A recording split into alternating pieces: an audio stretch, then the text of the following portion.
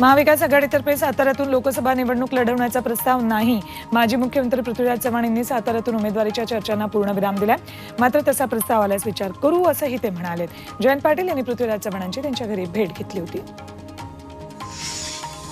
कोल्हापूरमध्ये महायुती आणि महाविकास आघाडीमध्ये वैयक्तिक पातळीवर टीकेवरून जुंपली.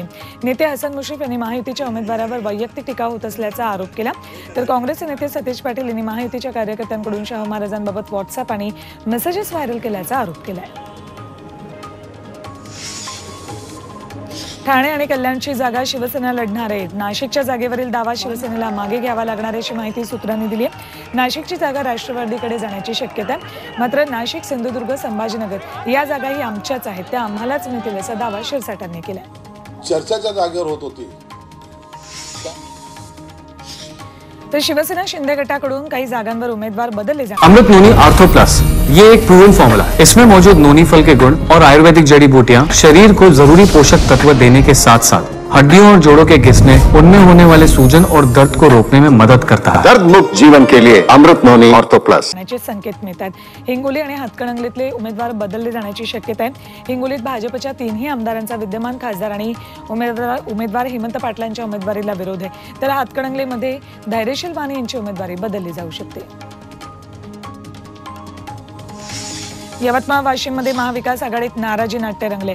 शिवसेना उद्धव ठाकरे गटाचे उमेदवार संजय देशमुख यांना राष्ट्रवादी शरदचंद्र पवार पक्षाचे माजी आमदार संदीप बाजोरिया यांनी विरोध केला. देशमुख महत्त्व देत नसल्यानं प्रचार थांबवल्याची घोषणा बाजोरिया यांनी केली आहे. रायगड लोकसभा मतदारसंघाचे महाविकास आघाडीचे उमेदवार अनंत गीते यांनी प्रचाराला सुरुवात केली. पोलादपूरमध्ये त्यांची पहिली सभा पार पडली. माझं चारित्र्य हेच माझं भांडवल आहे. ही लढाई भ्रष्टाचाराविरुद्ध सदाचाराची आणि यामध्ये सदाचाराचा विजय होईल असा विश्वास गीतेंनी व्यक्त केला. रामटेक लोकसभा मतदारसंघातील महाविकास आघाडीतले मतभेद थांबण्याची चिन्ह नाहीयेत. काँग्रेस उमेदवार श्यामकुमार बर्वेंच्या प्रचारात बाळासाहेबांचा फोटो वापरला जात नाहीये. त्यामुळे शिवसेना ठाकरे गट नाराज आहे.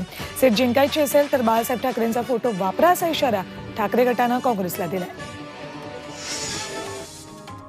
धाराशिव लोकसभा मतदारसंघामध्ये अर्चना पाटील राष्ट्रवादी काँग्रेस अजित पवार गटाकडून लढण्याची शक्यता आहे. अर्चना पाटील या भाजपचे आमदार राणा जगजितसिंह पाटील यांच्या पत्नी आहेत. तर धाराशिवमध्ये लोकसभेची लढाई ही पारंपरिक प्रतिस्पर्धी असलेल्या निंबाळकर आणि पाटील कुटुंबियांमध्ये रंगण्याची शक्यता आहे.